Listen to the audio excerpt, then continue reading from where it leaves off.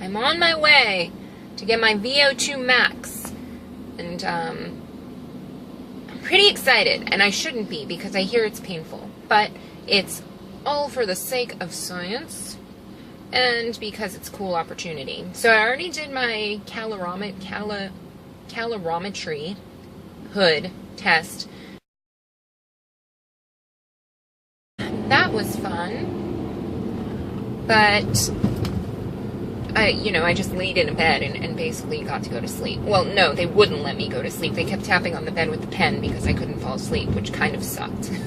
But besides that, so this one is going to be pretty interesting. I've never done the VO2 Max before. It's going to be on a bicycle, apparently. Hopefully they'll let me film it. That's what I'm shooting for. And what kind of sucks about it is I had to eat something, which I didn't have anything substantial. I just had like my shake.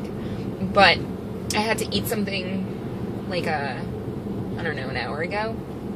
And I usually don't like to exercise with food in my stomach, like at all. At least nothing more than a grapefruit or something. Now I'm about to get there and get this done. So hopefully they let me film it like I said. And we'll see how it goes. From what I researched, I think it'd be cool if my VO2 Max was like 60. I don't know if that's ambitious. Oh shoot, road closed through traffic, but I need to park. Well, I'm gonna go anyway. So I think it'd be cool if mine hit 60. That might be ambitious, like I said. I honestly am not too sure. So let's go with 58. I mean, is that much of a difference? I don't know, but let's go with it. Especially considering I'm going to be kind of like fullish stomach. Not full, but, not empty, which is different for me when I'm working out. But also because I've been out of training. I've been out of training for a few months because I've hurt my back. So I'm going to make a video. If you have lower back pain, if you have degenerative discs in the lumbar area, I've come up with something awesome that's helped me a lot and made a huge difference. It's basically taken me from immobile and looking like a walking comma to mobile and, feeling progressively better. And it includes nutrition and simple little exercises. But I digress. So I'm going to go inside, get the VO2 Max, and hopefully get it on camera. Otherwise, I'll be back here, probably looking a little rough, apparently, from what I hear, to let you know how it went. I just got done with my VO2 Max. I gave away my sunglasses. Long story. They're bodybuilding.com sunglasses, and one of the girls there was like, "Oh, I really like your sunglasses," and I was like, "Oh, really? Thanks. Do you want them?" Because, I have a few pairs of these. So she was really happy. So I love doing that. That was fun. And I also gave them my. This is fun too. I'll get to the test in a second. But I also gave them 602 coupons because I have a bunch of these in my purse. So I'm like the Santa of clinical research studies, I guess. But so I got my VO2 Max done. I wasn't supposed to work out 24 hours before. 24 to 48 hours beforehand, I wasn't supposed to work out. And originally I was supposed to get this test on Monday, but there was a mix-up with the scheduling. So I came today, which is Tuesday? What is today? Tuesday. So I came today. So I ended up working out yesterday afternoon, doing sprints and stuff, which I probably shouldn't have done considering I would do this, but I did. So my legs, my quads, because it was on a bicycle, so my quads actually gave out before I feel like my oxygen did. So that kind of sucks. I feel like I could have done better, but apparently I was still in the 90th percentile for somebody who isn't an endurance athlete and just does kind of like intervals and like interval cardio, like strength training cardio. And I'm kind of not as conditioned as I was even 3 or 4 months ago because I hurt my back 3 months ago. So I took it really easy up until maybe like 2 or 3 weeks ago max. I was taking it really easy. I wasn't doing any even interval training or anything. I was just focusing on stretching my back and all that stuff. So I got 41 was my max VO2. And they said for somebody who is a woman who's 30 years old and who doesn't do like endurance training or isn't a cyclist or, you know, marathon runner or something, that was actually above average and really good. That was in the 90th percentile. So to do additional studies, they were looking for people with 45 or above. So I was 4 points away. I'm going to hopefully, because I go back for this for a second time to test out a different, they're not using the study to measure me. They're using it to test the accuracy of 2 different devices. So I used the mouthpiece this time. And I don't know if I already mentioned it, but they wouldn't let me film it. I guess it's totally understandable. It's just rules and regulations. So this time I used the typical mouthpiece with the bicycle. But the next time they actually have a room for the VO2 Max, where I just pump it out in the room. So that'll be pretty cool because I won't have the mouthpiece on, and I'm also doing that one a little bit later in the day. This was at 8 a.m., and that one's going to be at 11, and that's typically when I work out and when I feel best. So anyway, my max heart rate, I have my paperwork here. Can you see it? Probably not. So my max heart rate was 173, which is actually, oh, cool thing. So I was wearing my Polar watch, and they actually put a Polar heart rate monitor thing on me, and my watch actually like took to it. So they had their own little Polar watch on the bike, and I was wearing mine, and mine actually took to it. So guess what? I have the, you know, recorded stuff on mine. So I lasted about 9 minutes. Let's see. Yeah, like 8.5 minutes. My max heart rate was 173. Lots of stuff on here to look over. But basically, it wasn't as bad as people think. Like I said, my quads gave out, and probably because I'm a retard and did Tabata sprints yesterday, or on an elliptical, but quads, so sprints yesterday for about like 5-10 minutes. And, or like a not smart person, you know, I should have known if I was going to do this morning, I shouldn't have done that, but I did anyway. So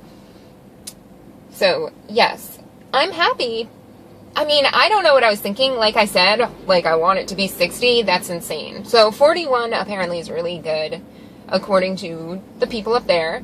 They were looking for 45 or above to do like some additional really cool tests, like including DEXA scans and all that, I think, which I don't know. Maybe if for some reason I get to 45 on Thursday, which is 2 days from now, if that's possible, I can do that. That'd be cool. Yeah, so for people who haven't gotten their VO2 Max testing done and who are curious about how bad it is, does it suck that much, am I going to pass out, because that was a concern of people I've spoke to before I got this. It's really not that bad, like at all, I don't think. And like I said, I'm not an endurance, you know, runner or anything like that, or like a triathlete or anything. That'd be cool, but I'm not. Maybe in the future, who knows if my back gets better, when my back gets better. Oh, it cut me off. Well, I wish I could have taken some video to show you guys, but just picture me with a big mouthpiece and a tube coming out of it on a stationary bicycle with like a blood pressure cuff on and, you know, drooling into this thing because I drooled a lot. When I had braces and I used to get my rubber bands changed, or even like whenever I've gone to the dentist, they're like, "You're drowning," because I salivate a lot. I need to research that. That's interesting. I wonder why I do that. So I was drooling all over the place. So it's a pretty picture, if you can't tell from what it sounds like. Maybe I'll try and draw like a 5-year-old stick figure drawing to give you an idea.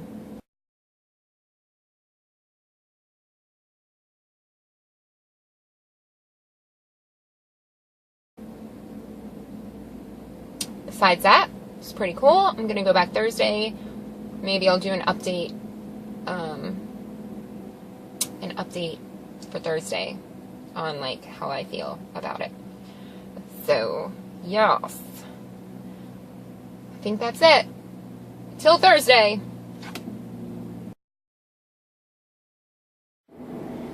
Hello. Well, this is day 2 of VO2 Maxes. I just got done, if you can't tell. And it was a lot better in the sense that it was a lot more pleasant because because this time I didn't have all the tubes and things. I was in a little room, and again, I couldn't film it, but I had, like, they had a bunch of people watching, which was cool. The only sucky part about it is I'm tall. I'm 5'10". So there was a nurse the whole time with her arm through like a little armhole that had to take my blood pressure sporadically. And it was, the armhole was kind of low. So every time she had to take it, I kind of had to like tilt to the side and down. And it sucked because you can't really give that much force with the bike when you're like tilted to the side. And plus with my back, I was like, you know, just trying to keep it good and stable. So that sucks because she had to do that like every couple of minutes, and I had to lean down basically like this because she was down here every time she had to do it. And especially towards the end, it's just awkward. My heart rate last time got up to 173 was my max before they told me to slow down and stuff, and this time it got up to 179. So that's pretty cool, a couple days later. And what else? It kind of measures the VO2 max differently in the room versus like the tube, old school test. So I asked if my VO2 max was the same, and they said it, you know, in a nutshell it was. So that's pretty cool. Like my heart rate went up and my VO2 max went up, and I felt better doing it because it's later in the day. So, yay! So that was my experience with it. Hopefully they find the room accurate, because I know for the person being tested, like me, it was a lot more pleasant. But at the same time, it really wasn't that big of a difference, you know. It's not like the one with the thing was unpleasant. Oh, no. The part that I really did like about it is I have you know, at this point, like, after 15 years of being active, I have a good rhythmic breathing thing going that involves in through the nose, out through the mouth for the most of it. You couldn't do that with the tubing. They plug your nose, so you only breathe through your mouth. And with this room, you don't have anything, so I could do the breathing that I wanted to do. So that was a big positive, I would say. Besides that, though, and being tall and having to, like, lean down so she could take my blood pressure, it really wasn't bad. It's fun. I love doing stuff like this. I want to do it more, so hopefully I qualify for more studies, because I use this stuff to come up with my programs, and I'm actually using it to come up with something that I'm doing right now. I'm actually a couple of weeks into that I'm gonna write about in my upcoming ebook to help people figure out, you know, science to reach your goals. So yay, that's about it. Sorry I couldn't take any video. It really wasn't that exciting anyway. Like I said, just picture me pedaling on a bike in a room where my head is hitting the ceiling because I'm so tall, and where I have to kind of tilt every couple of minutes. Besides that, I'll have more videos soon about all kinds of fun stuff, so make sure you subscribe if you haven't already, and I will be making more things soon. Alrighty. See you later.